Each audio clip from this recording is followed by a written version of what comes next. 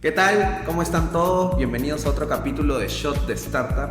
El día de hoy tengo un invitado súper especial, a Jaime Sotomayor, que nos viene a acompañar. Él tiene mucha trayectoria en el mundo como inversionista, pero anteriormente como emprendedor, siempre ha estado ligado al ecosistema startup.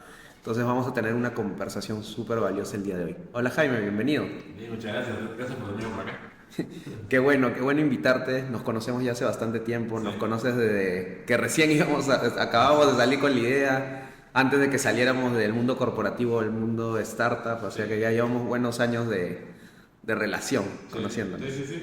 No, bacán ver el progreso y también el salto al mundo 100% startup. Yo sé que a veces es súper difícil darlo Sí.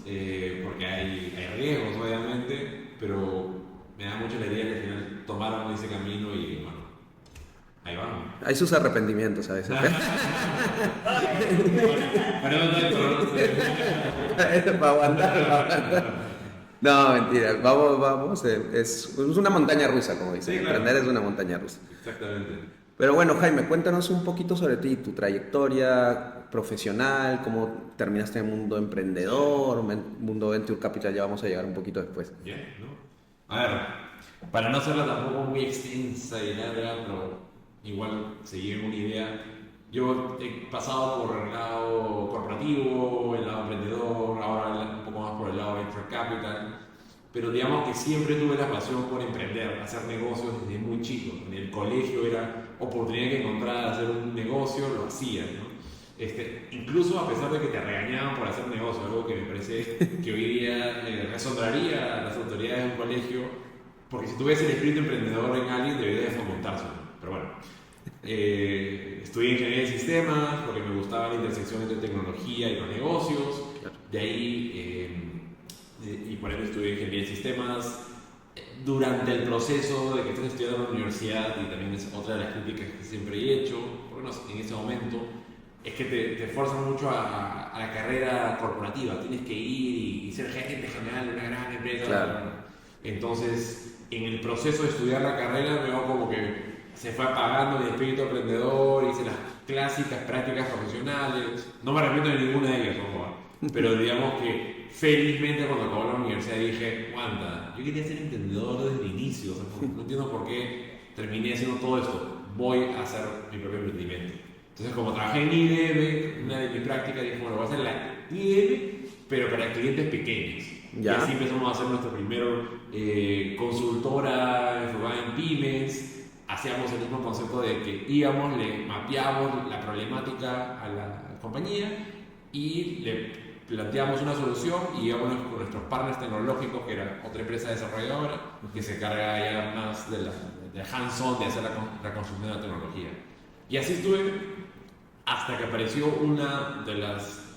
te diría, dos o tres momentos pivot de mi vida, Ya. que fue irme a una pasantía, una semana a Stanford, Ok. a un programa organizado por alumnos latinos de Stanford, donde llevaron a varios emprendedores jóvenes de América Latina para conocer sobre el mundo startup. Yo no tenía la más mínima idea de qué significa startup en ese momento, estoy hablando 2010, Claro. que no suena mucho, pero en verdad... Claro, ha cambiado 14 mucho años. en esos 14 años. Sí, 14 años no hay nada. Y en esa semana conocí founders, fuimos a las oficinas de varias startups de Silicon Valley, conocimos inversionistas y nos hicieron todo un programa para realmente entender de qué consiste esto de hacer una empresa tecnológica de alto crecimiento, que los exits, que venture capital y toda esa vaina. Claro. Entonces yo regresé inmediatamente al periodo y dije, esto es lo que yo quiero hacer startups. Claro. Y en ese proceso estuve por varios años, sin mucho éxito. Creo que el ecosistema no estaba tan maduro como para eso. De hecho, postulamos uno de mis emprendimientos, lo postulé a Wayra, no entramos, llegamos hasta la final. Curiosamente, después en el futuro terminé trabajando para Wayra. Pero bueno, la cosa es que esas ganas de emprender no se apagaron, simplemente dije, creo que no estoy en el lugar correcto para hacerlo. Claro. Me fui a estudiar a Singularity University, Ok. hice este programa en los 3 meses, metido en el campus de la NASA, brutal, gente sumamente capa. fue mi primera vez donde sentí el síndrome del impostor, Claro. ¿no? Donde decía, acá había un error de admisión de todas maneras. O sea, no puede ser, esta gente escapa. Y yo, ¿qué hago acá? Ahí conocí a dos de mis tres cofundadores y montamos una startup de biotech ahí en Silicon Valley. Decidimos de que pues, esto hay que seguir haciéndolo crecer. Entramos a una aceleradora de startups de biotech en San Francisco. Luego levantamos capital de 500 startups y estuvimos desarrollando una tecnología para democratizar el acceso a ingeniería genética sobre bacterias. Wow. Entonces, podría ser el equivalente a Amazon Web Services ofreciendo computación en la nube. Acá la idea era cómo yo puedo crear toda esta infraestructura física en mi laboratorio para hacer ensamblaje genético, y le doy acceso a los investigadores a través de mi plataforma web para que ellos no tengan que comprar infraestructura ni tener que ir a un laboratorio para hacerlo. Bueno, construimos, hicimos todo esto, verdad fue un journey súper interesante, pero no salió. ¿Cuánto tiempo estuvieron haciendo esta Estuvimos startup? un poquito más de 2 años haciendo esto, y la vida en Silicon Valley, si bien es increíble todo, también es bien cara Claro. y fuerte. Entonces, digamos, todos los founders éramos un brasilero, dos brasileros, no, colombianos, dos brasileros, pero Eran 4. éramos 4. Y regresamos cada uno a nuestros países para ver, bueno, qué hacemos. Y me apareció la oportunidad de armar la incubadora de startups a la San Ignacio Loyola. Entonces dije, bueno, ¿por qué no? Vamos a poner en práctica Todo lo aprendí. todo lo que yo aprendí para las próximas generaciones. Y ahí es donde dije, oye, disfruto también estar en este otro lado de la moneda. O sea, el ecosistema está lleno de otros actores, más allá, obviamente, del principal, que son los founders de las startups. Y creo que hay un rol importante para las universidades, las incubadoras y las aceleradoras de fomentar el emprendimiento y apoyarlos. Hay un montón de errores que uno podría simplemente evitar hacer si es que ha recibido algún tipo de programa formativo o acompañamiento. Entonces, armamos un Seed Ventures, y en ese proceso de armar la incubadora, Guaira estaba buscando un portafolio manager, me ficharon, me fui a trabajar para ellos, y eso fue como que otro de los momentos muy interesantes de mi carrera, porque o sea, el primero, como te comenté, fue eso en Stanford. El siguiente fue Singularity University, es un momento pivot, ¿no? Donde Claro. realmente te cambia tu visión y tu futuro. Y creo que Guaira fue el siguiente, porque ahí es cuando me di cuenta, oye, disfruto y creo que soy bastante bueno en esto de Venture Capital, y quiero dedicarle más tiempo a esto, ¿no? Desafortunadamente se vio truncado mi tiempo en Guaira por reestructuraciones de Telefónica, salí en diciembre de 2019, pero dije, bueno, no me voy a desconectar del mundo de Venture Capital, haré algo. Y dije, bueno, voy a hacer lo que todo el tiempo quería hacer, un podcast. Yo escuchaba un montón de podcasts en el carro, es como que la herramienta básica para llenar esos momentos y no sentirme poco productivo. Y escuchaba sobre inversión en startups, sobre cómo hacer una buena compañía y entre otras cosas más. Dije, bueno, si estos gringos lo pueden hacer, ¿por qué no lo puedo hacer? Entonces hice podcast en español, donde entrevisto a fundadores, inversionistas, CEO de corporaciones, expertos en la materia, para yo aprender, pero también compartirlo con el ecosistema. Y hoy día ya hemos publicado 185 episodios, ya son 4 años haciendo algo que para mí era más como una especie de experimento para ver qué tal, y estoy contento porque me ha abierto muchísimas puertas, muchas conexiones, y me ha permitido que sea una de las patas para esta nueva plataforma que he construido, que se llama Worth It, que es un fondo de Venture Capital enfocado en Pre-Seed B2B SaaS para América Latina. Este es mi resumen. Un gran resumen. Voy a ahondar en algunos puntos para Sí, que sí, nos queden... He saltado varias otras cosas que no son menores, pero realmente... Claro. Claro, para que sea un resumen dentro de todo. Cuéntame un poquito, me pareció muy interesante esta startup de biotech que tenías. Sí. ¿Cómo se llamaba esta startup? Arcturus BioCloud. O sea, y lo más chistoso de esto es, como no nos podemos poner de acuerdo porque mi socio quería que se llamara Arcturus, yo quería que se llamara BioCloud, y dijimos, bueno, se llame Arcturus BioCloud. Era larguísimo el nombre. Larguísimo. ¿Y qué tal la experiencia de haber sido 4 socios? ¿Crees que fue un número adecuado? Muchas personas decidiendo sobre la mesa. ¿Cómo ves eso? En nuestro caso estuvo bien, no siempre es así en todo, y es un depende. Es mucho más normal en Life Science tener bastantes más cofundadores que una SaaS donde necesitas un cofundador técnico Y un vendedor. O un vendedor, incluso esa persona lo hace todo, o sea, pero en cambio acá, o sea, mi rol era el de SEO, era el vendedor del equipo. Tenías al experto en software, al experto en hardware y el experto en biotecnología. Claro. Entonces, claro, claramente encontrar una persona que sea experta en biotecnología y además sea coder es bien complicado, ¿no? Entonces, realmente cada uno tenía su rol. Y a tu pregunta sobre cómo tomamos decisiones y somos varios, sí hubo una clara demarcación de quiénes cumplían qué rol. Okay. Eso ayudaba un poco a que, oye, esta vaina es de software, el CTO tiene la última palabra, esta vaina es de hardware, el maker es el que tiene la última palabra, lo mismo de la ciencia, ¿no?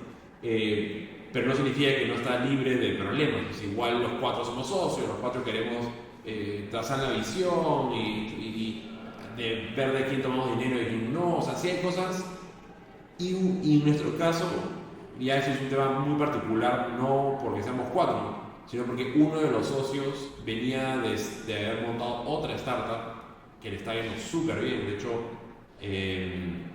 su startup hoy es un unicornio en Brasil, en el mundo de fintech. Entonces, el problema ahí que había un poco, había por momentos estado de supervisión adulta que él quería tener sobre el rol del CEO, ¿no? Okay. Entonces era como que, quiero ser el CEO, pero no soy el CEO, tú eres el CEO, pero yo te voy a supervisar como CEO. Entonces había momentos incómodos donde yo recibía el mail de un inversionista y en vez de responder en el segundo, era como que, déjame dar una pensada, dame, no sé, media hora y lo voy a responder. Y antes de esa media hora, él ya me lo había respondido, porque insistía que tenía que estar copiando correos para poder asesorarlo mejor, poder estar ahí, ¿no? Como un maestro Jedi, ¿no? Pero al final, no sé, era como un tema de desconfianza, micromanagement, pero eso sí generó muchos conflictos que terminan desgastando al equipo fundador. Ahí podemos meternos a conversar de ese tipo de cosas, pero la regla de que tienen que ser 2, 3, 4 no está escrita, todo es un depende. Todo es un depende. Claro, genial. ¿Y qué fue lo que no llegaron a conseguir y por qué cerraron la startup? ¿No llegaron a ese product market fit? ¿Qué fue lo que sucedió? Tú pregúntale a cualquier startup por qué quebraron y te van a decir porque nos quedamos sin plata. O sea, quedarte sin plata no es la razón, ese es el resultado. Claro. ¿No? Las razones pueden ser varias. Uno es no lograron encontrar market fit hasta que se les acabara el dinero. Claro. Ya sea porque no hicieron lo suficiente, o estuvieron muy tarcos en una cosa, no le hicieron caso a la data. O sea, hay mil razones por qué no llegas al programa market fit. O sea, por lo menos te diría, en nuestro caso, estábamos creo que lejísimos de llegar a encontrarlo, porque estábamos muy avanzados para lo que en el momento el mercado necesitaba. O sea, yo, por ejemplo, logramos tener clientes, pero después no nos volvían a recomprar porque ya correr ese experimento ya no necesitaban volver a hacerlo. Y luego otros que sí quizás hubieran sido más recurrentes, como laboratorios, entre otros, te decían, no te necesito a ti porque en verdad me salía más barato contratar un montón de PhDs que les pago nada y me están pipetando todo el día y haciendo un montón de experimentos a un costo recontrabajo. Entonces, no me hace mucho sentido. Entonces, esa era una de las razones, pero te diría que una que digamos, hizo que fuera más rápido la decisión de hasta aquí nomás, es también un poco estos problemas entre founders. Okay. O sea, teníamos uno de los del equipo que constantemente estaba peleándose con todos los demás y era difícil lidiar. Y como tú dices, oye, esto lo tengo que hacer por 10 años, voy a aguantar estos golpes emocionales. O sea, si ya aprender es difícil, tener un cofundador que es conflictivo, con el cual no la está pasando bien, tomar dinero de inversionistas, sabiendo que en cualquier momento vas a explotar y vas a mandar toda ¿Se puede decir eso? Sí, lo puedes decir. Toda la mierda. Greco, edita eso. Hace que sea irresponsable. Soy otro marido. A mí no me gustaría que tomen mi dinero founders que entre ellos están peleados simplemente porque necesitan más plata para seguir sobreviviendo más tiempo. Y entonces ahí es donde ya un poco dimos cuenta. No estamos logrando llegar a nuestra meta de Core Market Fit. Eso nos está impidiendo levantar capital. Y yo no tengo tampoco la cara como para ir y decir, sí, dame plata, pero en el fondo sé que hay más incertidumbre de lo que ya una startup tiene. Claro, ¿no? claro. Bueno, bastante complicado. En esos momentos es mejor, como hicieron ustedes, tomar la decisión, hasta acá nomás. No es fácil, porque en verdad te provoca como que esconderte, buscarte una piedra y enterrarte ahí debajo de ella, porque es difícil aceptar que has fracasado en algo, ¿no?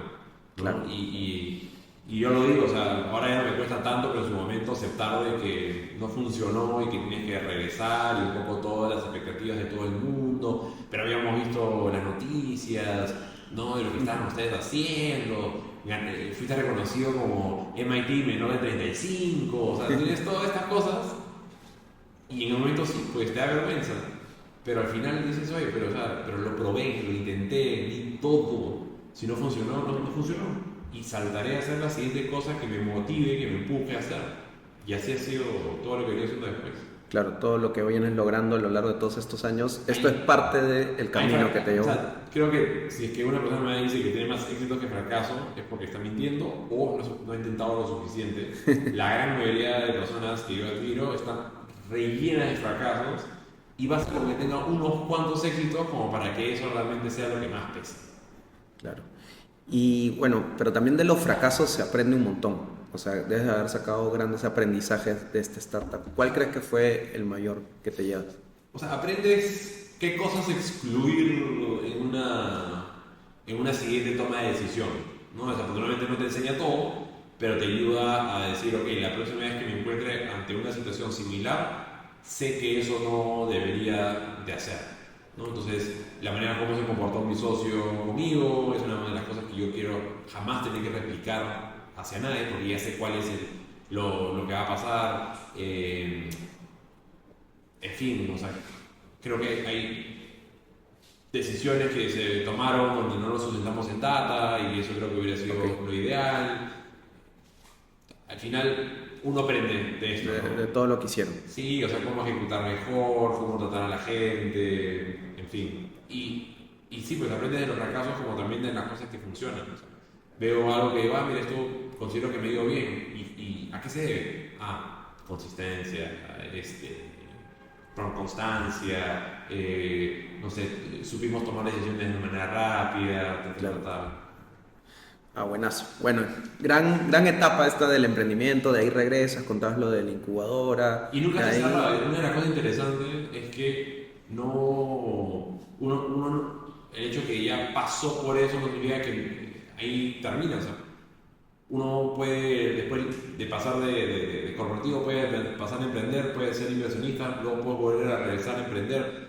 Lo interesante de este mundo es que no hay un tema lineal, ¿no? O sea, tú le preguntas a un inversionista, oye, ¿cómo te metes en Venture Capital? Y te van a decir, pucha, llegué porque fui emprendedor, fui operador, fui inversionista de private equity, fui banquero, o sea, hay un montón de caminos, fui abogado, Claro. como también, ¿cómo te metes en un emprendedor? Porque antes hacía esto, lo otro, identifiqué una oportunidad, me lancé a hacerla.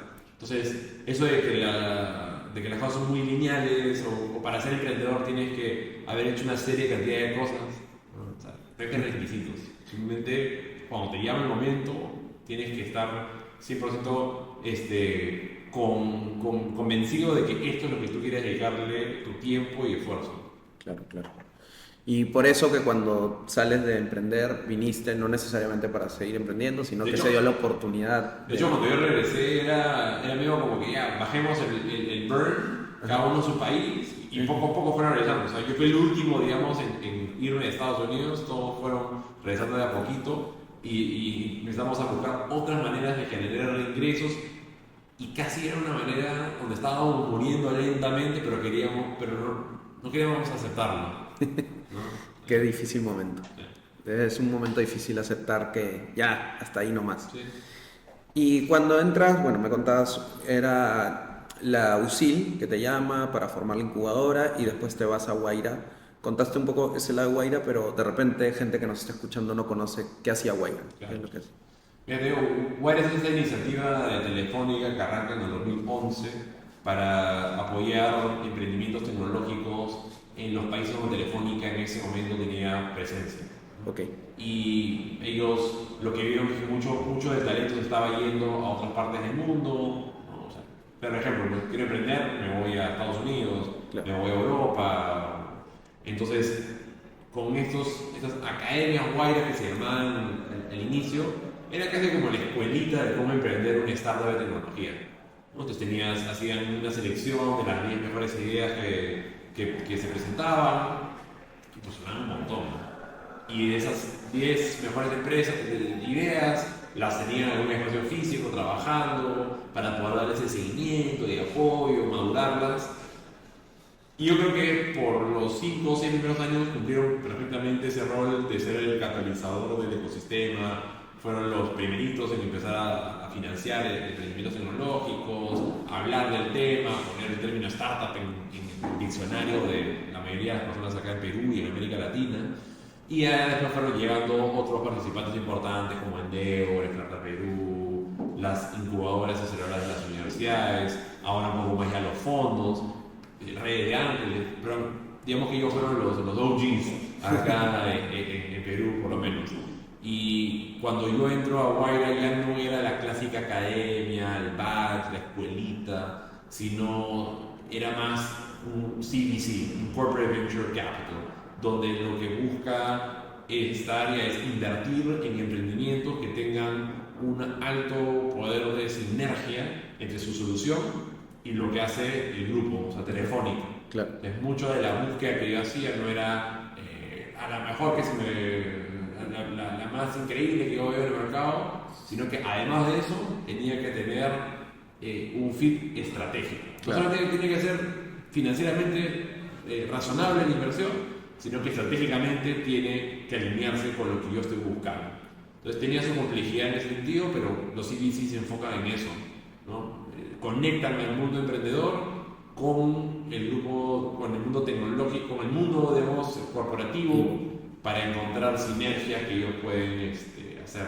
Y en verdad hace todo el sentido del mundo, porque la velocidad de un corporativo es lenta, quieres traer un nuevo producto al mercado y tu time to market es todo. La startup ya está en el mercado, ya ha validado su negocio, ya está creciendo. Entonces, una manera de rápidamente tú llevarle esa solución a tus clientes es, me alío, ¿no? Ya sea un partnership, una inversión, pero puedo llevar esa solución a mis clientes de un día para otro y no decir, ¿sabes qué? Me gusta mucho lo que están haciendo, me voy a copiar la idea. Y después de 3 años tratando de copiarla para recién lanzarla, darse cuenta de que ya te atrasaste, que lo hiciste mal, y entre otros factores. Entonces, alianza startup y corporativo es una de las que me gustó muchísimo en Guaira y es el enfoque actual. ¿Guaira sigue haciendo esto hasta ahora? Sí. ¿Acá en Perú también? Lo que ha hecho es un cambio estructural. Ok. ¿No? O sea, evidentemente toda la industria de telecomunicaciones no la está pasando fácil. Claro.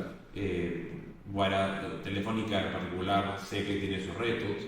Y lo que hicieron fue, y la operación de Guaira en sí, o sea, era costosa porque tienes presencia física, tienes equipos en cada uno de los países.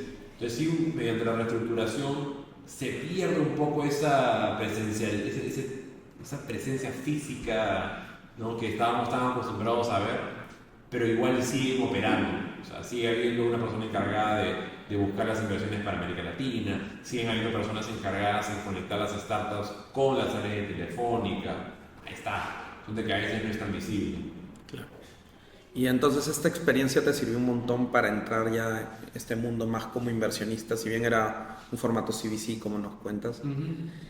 ¿Cómo de ahí ya pasas a meterte más en Venture Capital puro y duro hasta el punto que ahora tienes tu propio fondo, ¿no? Sí. Pucha, siempre me había llamado la atención este rol de inversionista, incluso antes de Telefónica había habido la chispa, ¿no? Es como que, bueno, ya hice un emprendimiento, estoy acá apoyando, armando una incubadora, será el siguiente salto lógico el montar un fondo, pero considero que en el 2016, cuando tenía esta idea, 2017, todavía no tenía la trayectoria, el conocimiento como para poder sentirme cómodo de lanzarlo. No había mucho tampoco know-how de cómo hacerlo, no había muchos fondos, todo estaba bien inicial. Entonces ahí, la verdad que el aprendizaje de Wire ayudó muchísimo en ese sentido. El podcast ha ampliado las redes de contacto, donde me permite generar deal flow, o sea, encontrar oportunidades de inversión temprano. Y ese tipo de cositas son las que, entre que te dan la confianza y el conocimiento para hacerlo, me ha llevado a que desde ya más o menos un año comencé este proceso de establecer el fondo, ¿no? Porque partes con la estructuración primero de la tesis, ¿no? ¿Qué es lo que estás apuntando? ¿Cómo te hace diferenciar con el resto de los fondos que ya hay en la región o en el mundo? Luego, ¿cuál es tu estrategia para levantar el capital? ¿Cómo vas a hacer tu estructura, tu entidad legal? Cómo vas a hacer tu scout, cómo hacer todo. Y es chamba, pero al final del día la parte más desgastante es las miles de reuniones que tienes que tener para conseguir inversionistas. Que me imagino que tú entiendes también por el otro lado, es muy parecido al mundo startupero, tienes que juntarte con un montón de inversionistas como para encontrar cuáles son los que encajan con tu negocio. Claro. Porque probablemente hay inversionistas y tienen la plata, pero simplemente no ven, no sé, no están enamorados con la idea, con los founders, y encontrarás la persona correcta. Y lo mismo me pasa con los inversionistas para el fondo. Hay algunos que sé que el capital lo tienen, pero que simplemente no hay química entre el tipo de inversiones que les gustan y un asset class como venture capital. Genial, súper interesante. Voy a ahondar más en esta parte de Venture Capital porque sé que a la audiencia le gusta un montón. Pero antes de eso vamos a llegar a un primer intermedio que es tomarnos nuestro shot. Pero antes de tomarlo, viene con preguntas. En todo esto nos has contado muchas cosas interesantes, de hecho has contado unas problemáticas, pero tuya, sí, 100%, ¿cuál crees que ha sido tu mayor cagadón en todo este tiempo? Algo que te digas, uy, ahí sí lo hice mal y ahora dices lo podría hacer mejor. Tienes el shot para pensarlo. ¿Cuál podría ser el hecho? Buena pregunta. Tienes el shot. Salud. Sí, esto fue mal. Estoy segurísimo que es en la época donde estaba emprendiendo la startup, porque uno comete muchos errores y varios de ellos deben haber estado muy ligados al tema del levantamiento de capital. Creo que uno se pone demasiado nervioso con la presión de tener que levantar el capital, que a veces dices cosas que no son correctas. O sea, no de falta de respeto, sino como que te fuiste en floro y dijiste algo equivocado y al toque se dan cuenta de que no sabes lo que estás haciendo, ¿no? Y que cuando estás emprendiendo estás construyendo sobre la marcha, ¿no? O sea, lo que dicen es que como que te lanzas al abismo y estás construyendo el paracaídas en el momento. Estoy más que seguro por la cantidad de no que recibí en su momento, de que a la hora que he ido a pichar la startup no he estado totalmente preparado para hacerlo. O sea, me lancé sin haber tenido una preparación tan sólida en tema de pitch, ¿no? De pitch, de venta, de fundraising. Y ahí pues habremos quemado un montón de contactos que quizás hubieran sido mejor mantener cuando ya estás mucho más sólido. No sé. Tratando de pensar si se me ocurre uno. O sea, más research inicial para contactar a estas personas. O sea, te diría que cuando arranqué no tenía mucha gente con la cual yo podía aprender a cómo levantar capital. O sea, no sé, no había quizás suficiente contenido o cosas. Esperábamos que la aceleradora un poquito y supliera un poco ese trabajo. O sea, era más te diría, fui más un poco en base a la experiencia vendedora, ¿no? De ir y hablar, la clásica, te vendo mi problema, la solución, pero conocer cómo funciona el asset class y entender qué cosas es lo que despierta interés en un inversionista, cómo usar el FOMO el fear of missing out a tu favor. Eso, porque ¿qué es lo que pasa a veces? ¿No? Vas y picheas a un fondo, el fondo dice, bravazo, sí, creo que te pone atracción, pues por estilo. Están bueno, están jugando sus posibilidades. Entonces, el hecho de no saber decir, como que mira, eso no es un pitch de venta, te estoy conociendo porque estoy ya teniendo reuniones con varios inversionistas porque voy a levantar capital de aquí a futuro y quiero que, digamos, tengas la información correcta porque de tal fecha a tal fecha se abre la ronda y ahí quiero cerrarla rápida porque yo tengo que dedicar tiempo también a construir mi negocio, no puedo estar haciendo fundraising. Entonces, ¿qué es lo que pasa cuando no eres tan estructurado en ese sentido, no sabes cómo funciona el juego? Te pasas haciendo fundraising demasiado tiempo y el mercado lo huele, o sea, es como el tiburón que ve sangre y, ¿no? Entonces saben de que, escucha, a este de acá no le está yendo bien y prefieren irse con otro que está más hot, que está cerrando su ronda más rápido y el FOMO de no quedarse sin. Y así funciona un poco el mundo de Venture Capital. Entonces, el no saber cuáles son las cosas que activan al inversionista, cuáles sus incentivos. Al final, el fondo de Venture Capital lo que está buscando es: yo necesito invertir en un portafolio para que una de esas la saque del parque y me genere todas mis ventas, pero me retorne todo el fondo y con creces. Y claro, cuando no le pinchea con eso, si no le está pinchando más con sí, porque está súper divertido lo que estamos haciendo, qué sé yo, y no le vendes el gran potencial de que, oye, esta vaina va a valer una fortuna en el futuro, o no le puedes vender esa visión, pero también con los posibles pasos que vas a ir tomando, hacen de que no te vean a ti como un founder tipo A, ¿no? Te dicen, es más B, C. Ok. Y tú, por ejemplo, ahora que tienes un fondo y miras a los founders, ¿qué es lo principal que ves? El founder, tracción. Bueno, tú estás en Presemilla. ¿Qué pondera más? Lo que claro, en Presemilla es un poquito difícil apalancarte en datas tan duras como tracción y las ventas, todo, pero no las ignoras.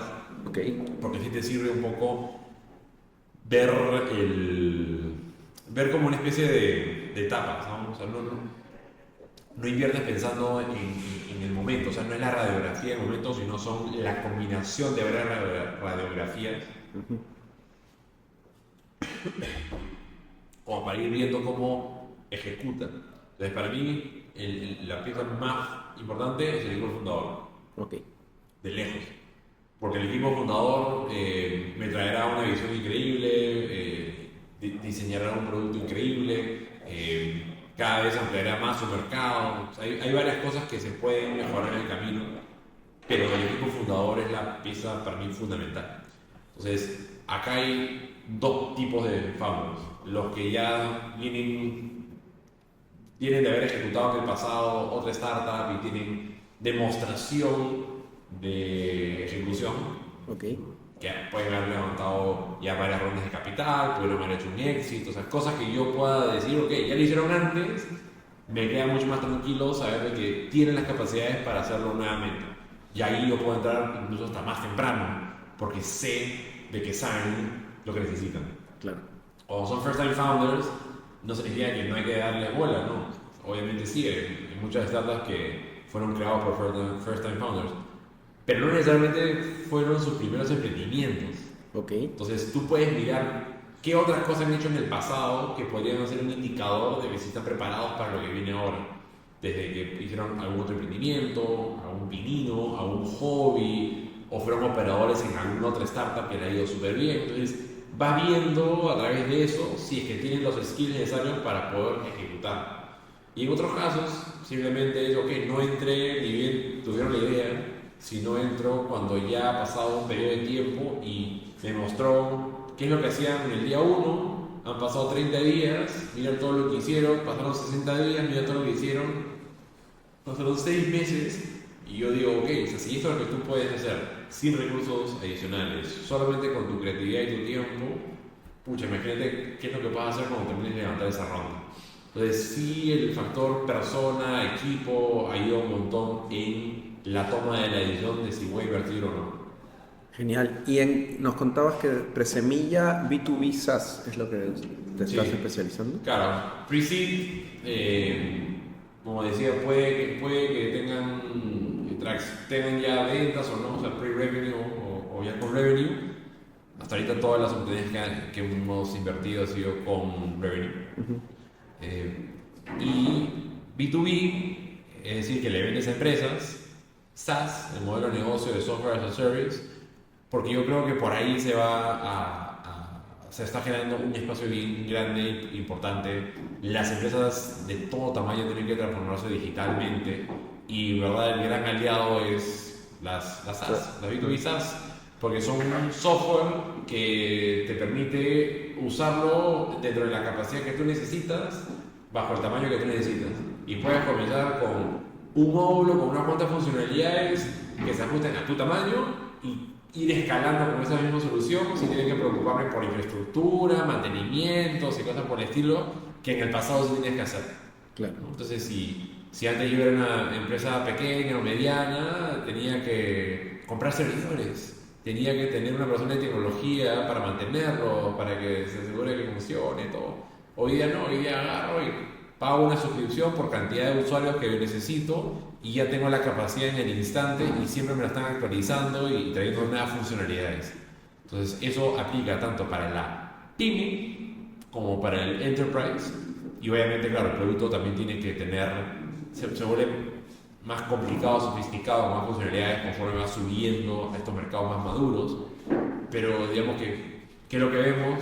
Muchas de las startups B2B SaaS arrancan un poquito con el mid-market, ¿no? Tratando de satisfacer esta necesidad y van madurando lo suficiente la solución para que después ya pueden coger cuentas enterprise, claro, donde realmente ahí hay la facturación más grande. Una facturación bastante interesante. Así es, así es. Bueno, tú sabes un poquito nuestra historia, que empezamos más B2C, ahora yendo B2B, más mid-market. Y no es tan típico para nada, ¿no? Te diría que muchas startups comenzaron muy bien B2C, pero transicionan al B2B porque realmente ahí empiezas a tener mejores márgenes, tienes menos churn, claro, puedes crecer más. Claro, en mayo hemos cerrado un nuevo cliente, equivale a 40 B2Cs que cerraba antes, un solo cliente, ¿no? Es un esfuerzo que sí puede ser largo, pero que te compensa, claro, por la cantidad que representa. No creo que te requiera 40 veces el soporte técnico, claro, el costo de infraestructura. Ya lo adquiriste una vez, es cuestión de retenerlo, claro, trabajar la retención para que se justifique el costo de adquisición. Claro, para que tu lifetime value de ese cliente lo compense, ¿no? Genial. Y bueno, regresando un poquito a esta etapa de fondo, nos contaste que levantar un fondo es tan duro, o más duro seguramente que hasta levantar para los emprendedores. No es como que uno quiera hacerse la víctima y cosas por el estilo, pero si te pones a pensar, ¿no? O sea, una startup puede lanzar un prototipo, ajá, y convencer a unas cuantas personas para que le pongan plata, y luego con esa atracción vas y consigues más, y tu product market fit te demoras un año, entre 6 meses, un año o 2 para realmente convencer. Un fondo, su MVP es 10 años. O sea, realmente vas a ver al año 10 si tu tesis y todo lo que hiciste hacía sentido o no. Lo que sí, obviamente, tienes algunos indicadores en el camino. Tus primeras inversiones te permiten en el año 2, 3 del fondo o 4 mostrar, mira, acá están mis primeras apuestas, mira cómo se han ido revalorizando en papel, ¿no? Pero entonces te diría que es un ciclo de validación más lento y partes sin un producto que te puedas vender. Le estás vendiendo una idea de que vas a darme tu plata por un periodo de tiempo, te voy a pedir plata, y yo no te digo, ahorita no te puedo decir en cuáles compañías vamos a invertir, pero te puedo decir que van a ser 20 y 17 van a morir, 2 me van a dar 5x y 1 me va a dar 50x o 100. O sea, es como que ya. Esa es la que te paga toda la fiesta. Exacto. Entonces es un poquito más difícil de vender y ahí donde lo que pesa más es quién es el fund manager, su track record, de inversión y también un poco de qué tan confiable es y luego ya un poco la tesis, ¿no? Entonces, hay sus similitudes, pero la misma vez hay un reto bien difícil de levantar. ¿Y tu fondo está en su primer año? Acabamos de lanzarlo. O sea, acaba de salir. En abril 2024 es Ya saben, pueden buscar a Jaime. Así es, sí. 2024, abril 2024 hemos arrancado, ya hemos hecho 2 inversiones de las 20 que tenemos pensadas hacer. El fondo todavía no está cerrado al 100%, todavía hay espacio para aceptar más inversiones, pero ya está en el punto mínimo viable para poder operarlo. Okay. Es decir, si yo al final del día me quedo con la cantidad de capital ya levantado, no pasa nada. Okay. O sea, significa que al final no podré poner tantos tickets como quería, quizás no tan grandes como yo quería, pero ya el modelo funciona. Lo ideal es poder llegar a levantar más para poder hacer más inversiones. Entonces, ¿de qué está? Seguimos haciendo fundraising y estamos ya disponibles para invertir. ¿Y cuánto es el ticket promedio que ustedes están manejando? Nosotros estamos invirtiendo entre 25.000 a 50.000 por compañía. Por compañía. ¿No? Y puede ser que entremos con un ticket más chiquitito al inicio y luego podemos como no, ir subiéndolo, pero hasta 50. ¿No? Porque la idea es que, claro, si yo encuentro una muy buena oportunidad, pero está muy temprano, pero estoy súper convencido de los founders, y pues te pongo un ticket más chiquito al inicio, ¿no? Para por lo menos tener un asiento ahí, tener una posición, y en el camino, si veo que esa apuesta inicial estuvo buena, cuando ya abra su ronda pre-seed, le puedo poner ahí. Pero digamos que hasta ahí nomás. No, el fondo no tiene suficiente capital, o tampoco no es parte de su diseño, hacer follow-on rounds. Para Citi sería exacto, lo que venga. para poder mantener esa prorrata. Lo que sí podemos hacer si queremos es, caso por caso, evaluar y hacer un SPV, ¿no? Un Special Purpose Vehicle, para poder invertir específicamente, o sea, hacer una especie de fundraising específico para hacer follow-on en una futura ronda, ¿no? Donde tendremos que buscar capital adicional para invertir ahí. Que no me parece tan difícil, pero digamos que lo valoraremos caso por caso. Y bueno, has levantado en un momento complicado del mercado, un momento donde los asset class de venture capital están muy golpeados, había menos inversión. ¿Cómo lo ves hacia adelante? ¿Crees que va a mejorar la situación o crees que vamos a estar complicados un tiempo más? Te diría que está difícil porque las tasas de interés hacen que todo el capital sea más caro, esa vaina la sabe, ¿no? Pero la misma es, toda esta burbuja ha hecho que muchas personas se hagan medio como que asustados del asset class, vayan cosas mucho más seguras, y cuando al final lo que no están haciendo es ver la tendencia. O sea, tú miras la tendencia de los últimos 10 años y lo que hubo fue pues un bache, fue un aumento, una subida drástica con una corrección, pero la tendencia sigue siendo hacia arriba. Entonces esa es la parte donde yo creo que cuesta verlo, y que al final Venture Capital no es como que tu única opción, o no debería ser tu única opción, deberías de tener un portafolio como inversionista individual, family office o lo que sea. Tienes una distribución donde tienes diferentes tipos de activos, y Venture Capital, por su cualidad de alto riesgo, debería ser una fracción chica que te puede dar un alto upside con muy bajo downside. Okay. Porque digamos que invertiste $100.000, ok, lo peor que puede pasar es que pierdas esos 100.000. Okay. Bueno, pero lo mejor que puede pasar es que esos 100.000 se conviertan en 1.000.000. Claro. Entonces como que, bueno, ya no me suena tan mal ese trade-off de risk-reward, ¿no? Entonces, es complicado convencer a muchos que no están tan familiarizados con este asset class, porque si están más pensando, oye, la predictibilidad de la bolsa y históricamente la bolsa ha dado tales rendimientos, entonces mejor me pego con eso, lo cual no sabemos si es que se mantendrá ese mismo nivel de rendimiento o no, mejorará, peor, qué sé yo, pero hace que la gente diga, pucha, mejor me voy por algo más certero. Cuando al final le digo, chévere, pero complementalo con este clase donde, nuevamente, upside alto, downside bajo, y ya hay otro componente que puede ser también un tema más emocional. O sea, oye, estoy apoyando a futuras generaciones de emprendedores que van a traer innovación al mercado. Claro, y va a generar un impacto gigante porque la tecnología genera un Sí, impacto o sea, de cambio al final total. tú estás ayudando a que se tecnifique, las empresas usen más tecnología y no estar tan dependientes de importar tecnología de Estados Unidos o Europa, donde no se adapta mucho a la necesidad o el estilo de trabajo de América Latina, Claro. mientras que las startups latinoamericanas sí están haciendo desde el día uno, desarrollando soluciones que sí se encajan perfectamente para la realidad latina. Tal cual, como Hendel. Exactamente.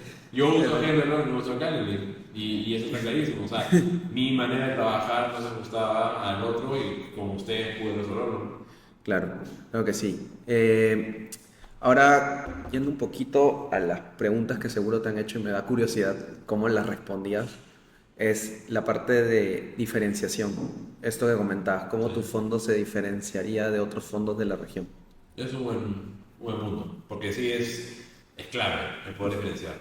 A ver, lo primero es el fan manager, o sea, quién es el que está detrás del proyecto o de la iniciativa es lo primero que uno va a mirar.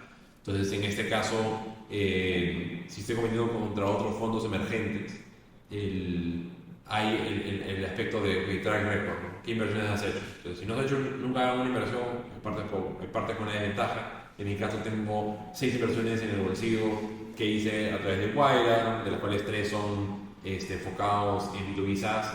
Una de ellas ya vale 7 veces más, la otra tuvo un exit. Luego está el tema de deal flow, ¿no? ¿Cómo puedes tú asegurarme que vas a tener llegada a la compañía mucho antes que otros, acceso preferencial, por decir así? Y el podcast me ha abierto muchísimas de esas puertas, ¿no? Esas startups que hemos podido entrar, he entrado en una cuando ya está básicamente a puertas de cerrarse la ronda y he podido entrar a convertir con fondos establecidos en el mercado super top. Y es como que, y Jaime, ¿no? Es como que yo quiero que tú estés ahí en la ronda, ¿no? Y lo mismo en la segunda startup, hemos invertido, la ronda ya estaba cerrada y he podido, digamos, abrir un espacio e ingresar, a pesar que a varias personas nos han dicho que no, por el simple hecho de que saben el valor agregado que yo le puedo traer a esa startup. Entonces, la capacidad de deal flow, el poder escoger correctamente, el que puedas entrar a las rondas, el valor agregado que puedes traer, todo eso es una de las razones cómo te diferencia. Y el escoger B2B SaaS es una manera de poder ser mucho más enfocado a la hora de evaluar, porque también, o sea, hay tantas startups que están saliendo que es difícil poder evaluarlas todas. Claro. Y especialmente si eres solo un GP, entonces tienes que decir, sí, se me van a escapar quizás muy buenas oportunidades, pero si le trato de disparar a todo no voy a llegar a nada. Entonces prefiero enfocarme y ser muy metódico en a cuál voy y haciéndolo así, estoy seguro que no se me va a escapar la que sí es B2B SaaS, que va a ser exitosa, ¿no? Claro. Qué buena forma de verlo. Bueno, ya has levantado plata, así que te han comprado la O sea, diferencia. yo estoy casi a puertas de llegar al $500,000 de capital comprometido y digamos que si es que va bien y quiero, puedo todavía subirlo un poco más. Pero la idea es que no quería que este fondo fuera tan grande tampoco, porque es como una especie de MVP fund, ¿no? Quiero Claro.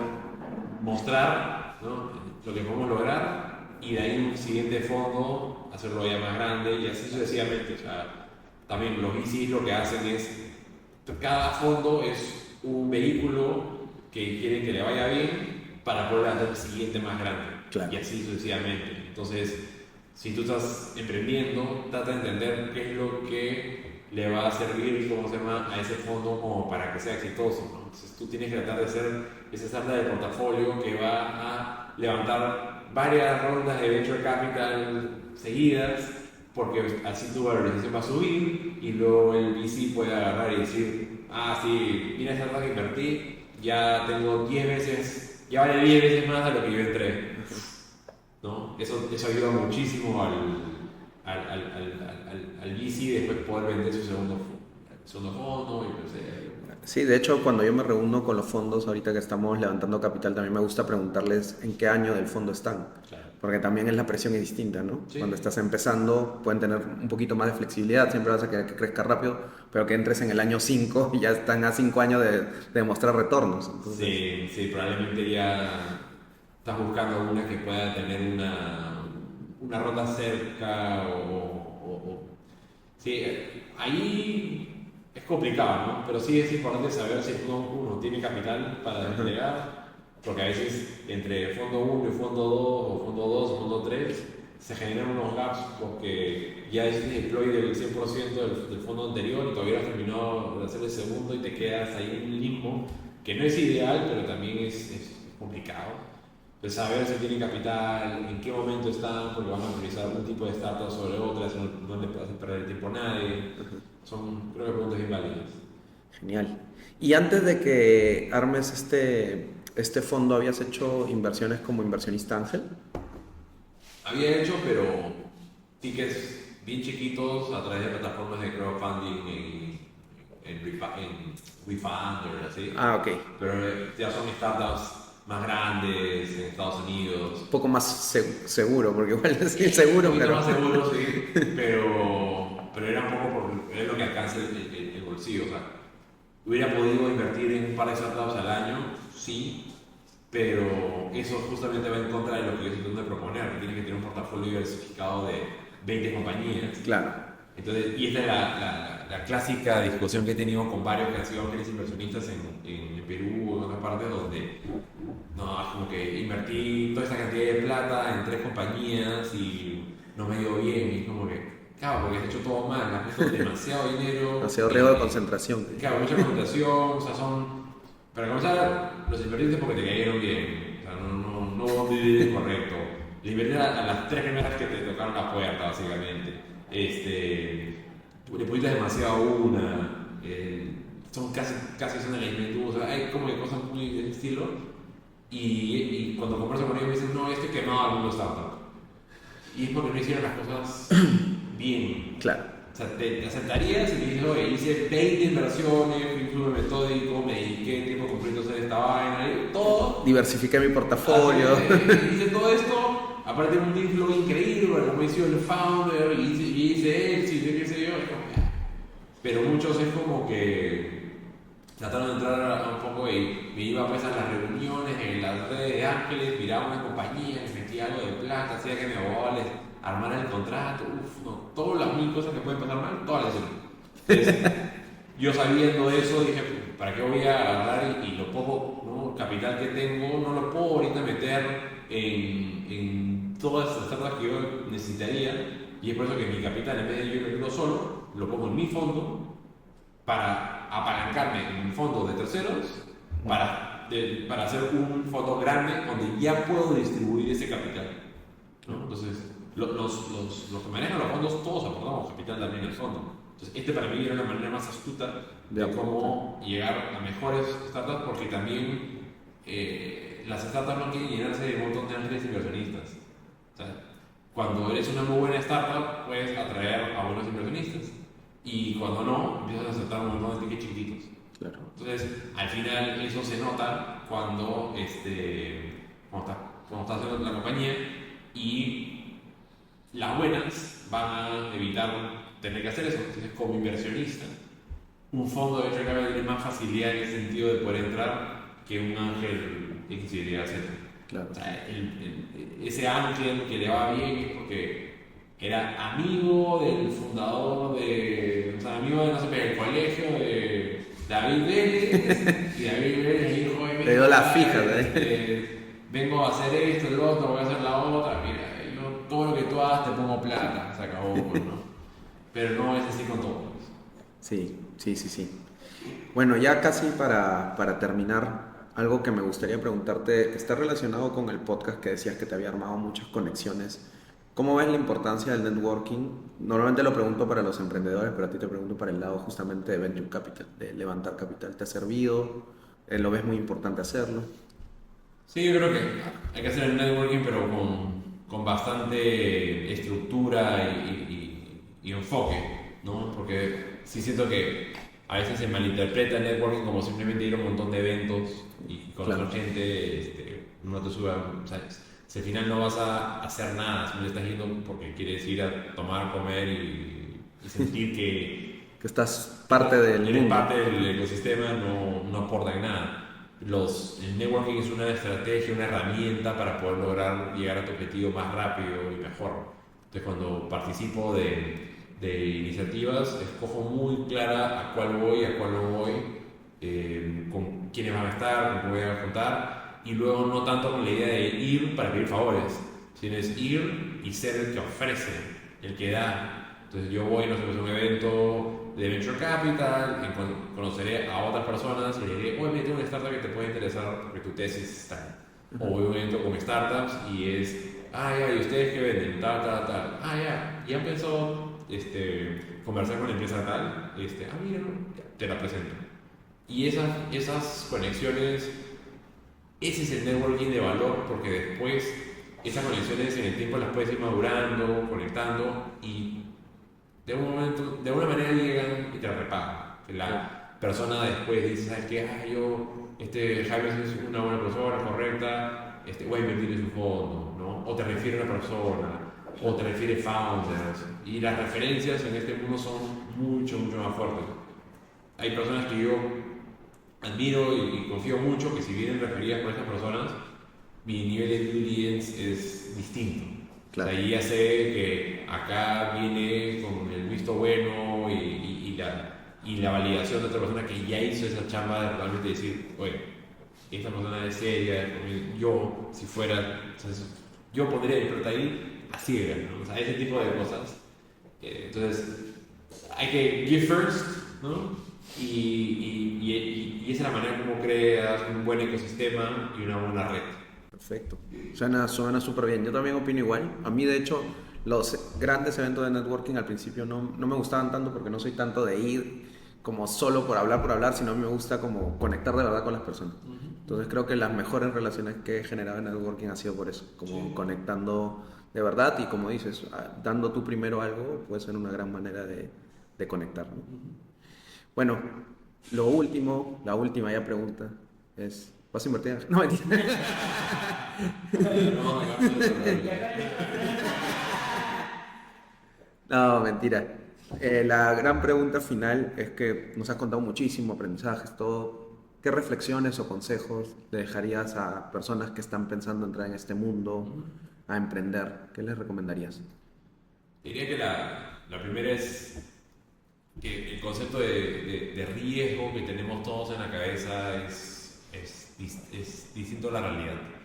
Cuando uno dice, uy, voy a emprender, esto es alto riesgo, entiendo el hecho de que ahora tienes que dejar tu posición cómoda, empieza a haber más incertidumbre, pero al final tu definición de riesgo es lo que tienes que tomar en consideración. Es el equivocarte, el que te vaya mal, ¿es un riesgo o es simplemente parte de este proceso? Porque al final del día, el haber emprendido un negocio y no te funcionó, te preparó para ser un mejor profesional y puede ser que termines regresando al mundo corporativo hasta mejor de como saliste. Y te puedo decir que a mí me ha servido muchísimo emprender para los roles que actualmente vengo llevando, que no siento que si hubiera estado haciendo el típico carrera corporativa me hubieran servido, ¿no? Entonces, yo retaría ese concepto o esta idea de que emprender es riesgoso. Yo creo que lo que a veces da miedo los cambios y después pensar, ok, ¿qué es lo peor que puede pasar? ¿Qué es lo peor que puede pasar? Y si ese peor que puede pasar es algo que puedes tolerar, superar, entonces lánzate. Pero no te quedes solamente por la idea de, no, es que es muy riesgoso, yo soy una persona que no puede asumir riesgo, tengo familia, tengo estas cosas, no. Piensa en lo peor que puede pasar y de ahí. Genial, es un excelente consejo. De hecho, yo opino bastante similar. Creo que hasta que al menos experimentalo, si es que lo puedes tolerar y sabes, puedes aguantar sobre todo la consecuencia final, como dices. Yo creo que sí, porque seguramente va a valer la pena. Yo estoy creyendo eso porque hasta estoy esperando que en algún momento sea muy positivo esto, pero porque firmemente lo... Aplica mucho, o sea, y puedo traer a la mesa nuevamente lo mismo, ¿no? O sea, downside versus upside, ¿no? Entonces tú en el mundo, en la carrera, digamos, tu track corporativo clásico, ¿no? Tu downside es perder un trabajo, pero tu upside es ascender a un siguiente puesto y después de 15 años, 20 años, no sé cuánto, llegar a ser el CEO de la compañía, ¿no? O sea, no sé. Entonces, ya sabes cuál es tu máximo, tu techo y lo que te tomaría y todo eso. En cambio, cuando estás emprendiendo, dices, ok, mi downside es, ok, perdí el capital inicial que puse, pero mi upside es que esta vaina termina siendo un unicornio o Dios sabe, ¿no? Y al final ese downside, ok, perdí la plata, pero me llevé tanto conocimiento que es como haber hecho una maestría, entonces en verdad, ¿qué punto downside hay? Bueno. No, súper valioso todo lo que nos has contado el día de hoy. Muchas gracias, Jaime, por venir.